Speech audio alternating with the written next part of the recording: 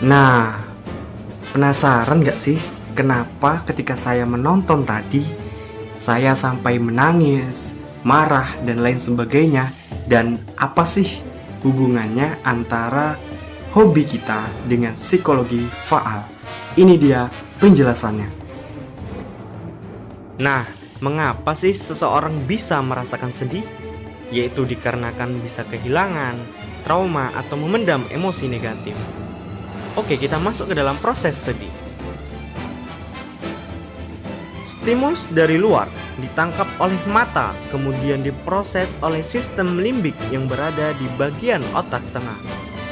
Pada sistem limbik, saraf simpatik mengaktifkan mode stres, di mana hipotalamus mengeluarkan hormon untuk mengembalikan keseimbangan tubuh selama periode stres. Saraf simpatik mengatur kelenjar air mata melalui neurotransmitter dan mengeluarkannya ke reseptor. Setelah reseptor teraktivasi, maka air mata akan keluar. Mengapa sih ketika sedih kita merasakan sakit sekali? Ketika sedih, hormon kortisol meningkat dan hormon dopamin yang meningkatkan hormon kebahagiaan menurun. Hormon kortisol mengirim sinyal ke dada dan membuat dada membengkak dan akhirnya menimbulkan rasa sakit dan menekan. Selain itu, dapat membuat aliran darah ke perut menjadi tidak lancar sehingga menyebabkan nafsu makan menurun serta membuat kita lebih mudah terserang penyakit seperti flu, pilek, atau demam.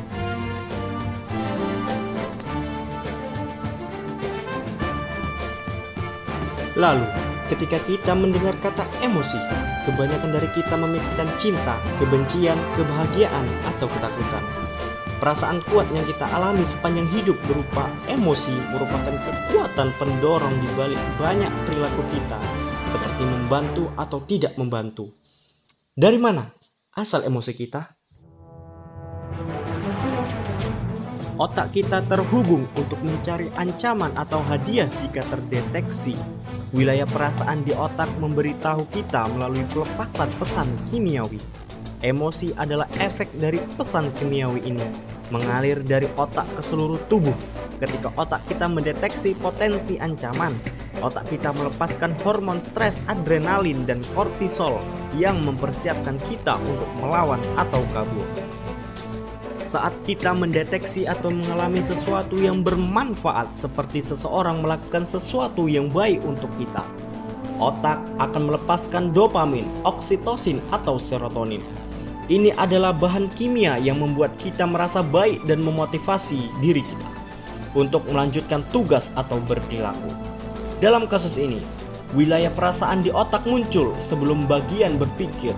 Terkadang, reaksi dari otak yang merasa begitu kuat sehingga mendominasi perilaku kita dan kita tidak dapat berpikir secara rasional saat ini. Emosi kita membajak otak kita. Padahal, banyak respon emosional kita terjadi secara tidak sadar. Pemikiran kita dapat mempengaruhi emosi kita dan terkadang ini tidak membantu. Hanya pemikiran sesuatu yang mengancam dapat memicu respon emosional. Disinilah kita bisa mengatur emosi kita dengan pemikiran sadar. Nah, bagaimana? Sudah tahu bukan hubungan antara hobi kita dengan psikologi faal? Mudah bukan? Terima kasih telah menonton video ini. Terus terapkan protokol 3M, memakai masker, menjaga jarak, dan mencuci tangan menggunakan sabun. Terima kasih. Jangan lupa istirahat.